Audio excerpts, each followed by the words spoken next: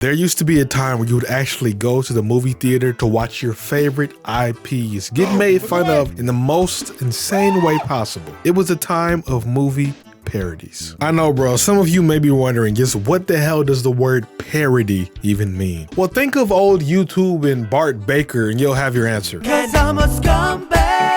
A parody is basically a reworking of a piece of pop culture and then poking fun of it for enjoyment. Now, apparently these things have been around since before the Prohibition era. Like, parodies have been traced all the way back to 1905. They didn't get popular until one dude named Charlie Chaplin, you may have heard of him before, basically went viral in 1940 for his movies. And his most famous one was titled The Great Dictator. Bro really had to throw some crazy inspiration to the directors who eventually created some of the most weird spoof movies that we know and love, like the cult classics that they are today. But today, I've carefully selected the best movie parodies to talk about, as some of these are my favorite and the favorites of the people, because there's just so much material to adapt and talk shit about. And the first one to talk shit about is the great movie of Austin Powers, a groovy baby. Look, I'm sorry, you get why I had to do that, right? It's the YouTube algorithm, they like the jokes and shit. Look, this is a 2000s movie, and that is a spy movie where an unattractive British man has to come through and save the day. Yeah, baby! Yeah. So think of it as a complete parallel opposite to what James Bond is depicted as, because I'm 99% fucking sure that this entire series is just making fun of the idea that even an ugly ass dude like Austin Powers could be the perfect spy like James Bond. Now, the best part about Austin Powers is that he is such an over-the-top character and basically says whatever is in his head out loud. Like, bro is the most honest person that I've ever seen, because instead of trying to rizz up women with a good old conversation, he gets straight to the naughty anytime he's alone with the woman and has the tendency to say, do I make you horny, baby? Let me ask you a question, and be honest. Do I make you horny, baby? Do I? Do I make you randy? Yeah.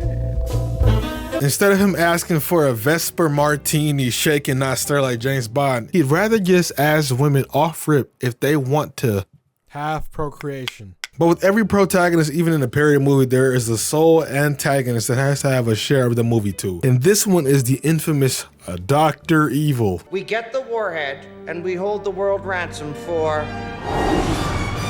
$1 million. $1 million. Dr. Evil is damn near a one-to-one copy of the James Bond villain Ernst Blofeld, except Dr. Evil is more goofy. He even got game protection in prison. He even got a miniature version of himself. And I'm sorry, but I just gotta share my favorite scene from him. Like, I'm sorry. Ah! Assassin! Ladies and gentlemen, this parody is the epitome of what the world cinema stands for. Now, you've heard of superheroes with adamantium skeletons, gamma radiation, radioactive spiders, blah, blah, blah. But there's also a slept-on hero that most of you don't even remember, and his name is the Dragonfly. I'm sure you've guessed by now that his powers basically come from a fucking radioactive dragonfly, because this movie is literally titled Superhero Movie. It's like a spoof of Spider-Man who, instead of a nerd, is just some idiot teenager that's played by the Hug Me Brother dude from Drake and Josh. I actually dressed as the Dragonfly in an old video of mine, but not because I was bored as fuck, but because, yeah.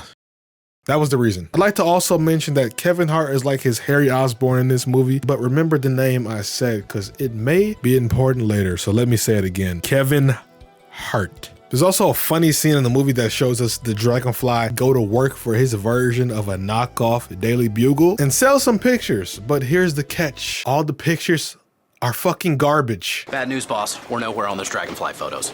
Damn, those for tomorrow's lead. What about these? But what the hell, boy?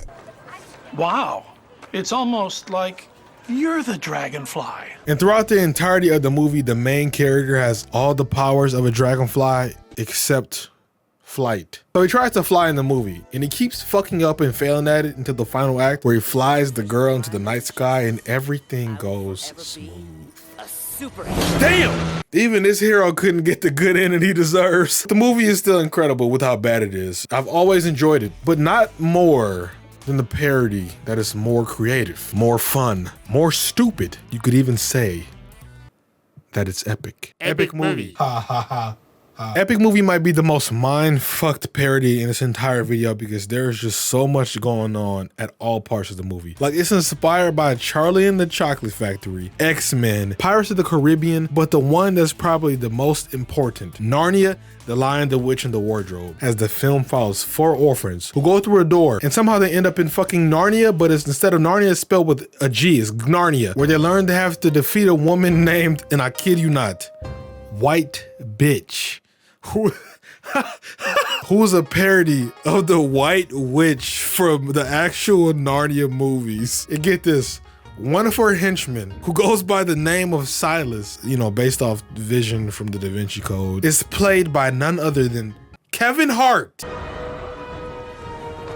I told you to remember his name, didn't I? Because he just loved popping up in these parody movies at one point in his early career. That's 2-piece for him.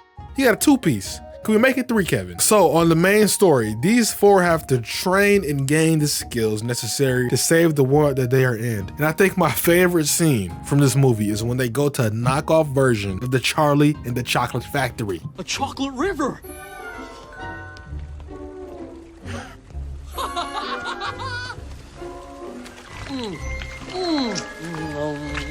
Chocolate! That's actually the sewer line. Yeah. Somehow this is still a more pleasant experience than the Glasgow Willy Wonka experience from earlier this year. Like, that's just still fucking mind blowing to me. Last thing I want to mention for this movie is that it basically makes no fucking sense that Harry Potter isn't a young man in this. Welcome. My name is Harry Potter.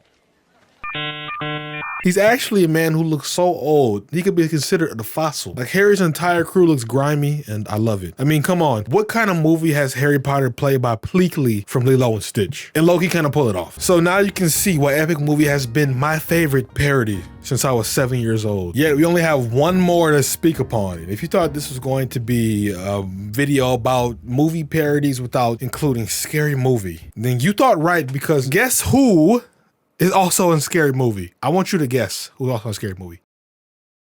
I'll give you a chance.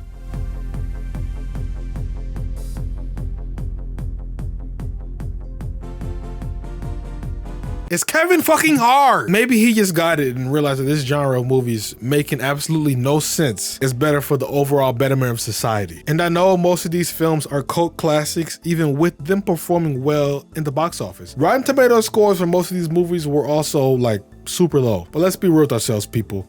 Nobody should give a fuck about a Rotten Tomatoes movie score until they actually go physically see these movies for themselves. So I ask that some directors out there, please bring some new light and love back to these amazing pop culture IPs and fuck them up with your dark humor in the best way possible. That is it, and that is all. Like, subscribe, or I'm gonna make a parody out of you. I will make a parody out of you, I'm promising you. Fuck the like. Subscribe, I'm gonna make a parody out of you. I will see y'all in 2 weeks. Bye.